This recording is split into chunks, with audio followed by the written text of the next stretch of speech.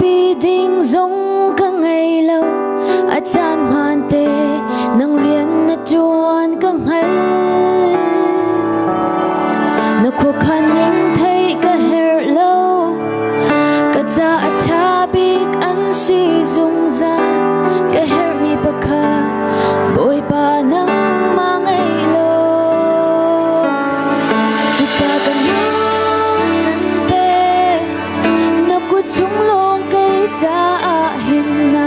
boi pa na tut na klong zung za lin a mun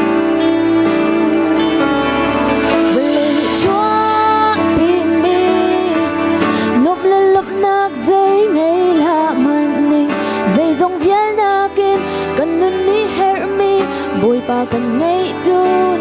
kan nun ta mating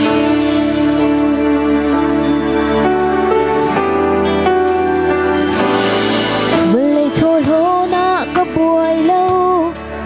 zung za nun nak cha sa nan tai lo ka her mi pakhat boi pa nang ma ngay lo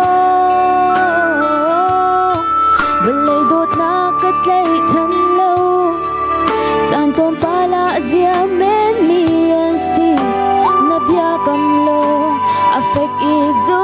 mo gata chu cha kan nun kan pe na ku chung long ke cha a him na boi pa na dot na klong zung zalin a bun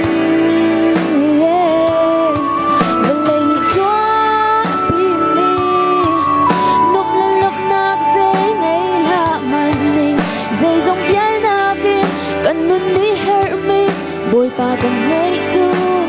kan nun ka mating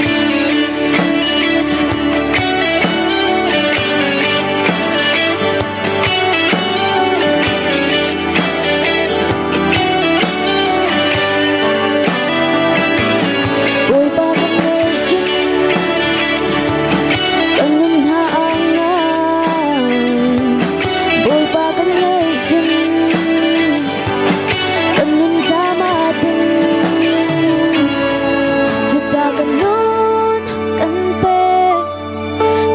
chung long cây cha a him nak boi pa na tut nak long zung za lin a mun vlei ni chua ping mi nop le lop nak sei nei la man neng zei zong vial na ke kan nun ni her mi boi pa kan nei chun kan nun ka mati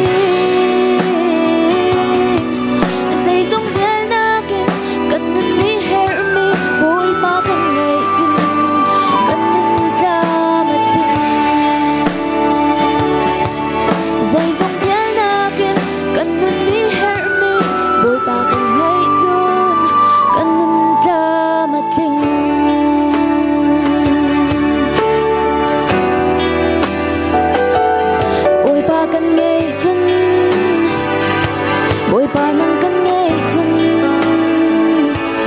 kan nun ka mating kan nun ha anga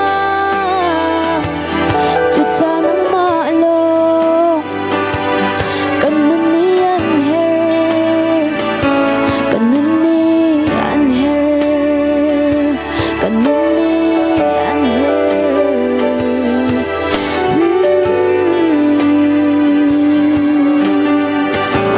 angai tu kan dilak chunga boi pa chuan a thar pin ko se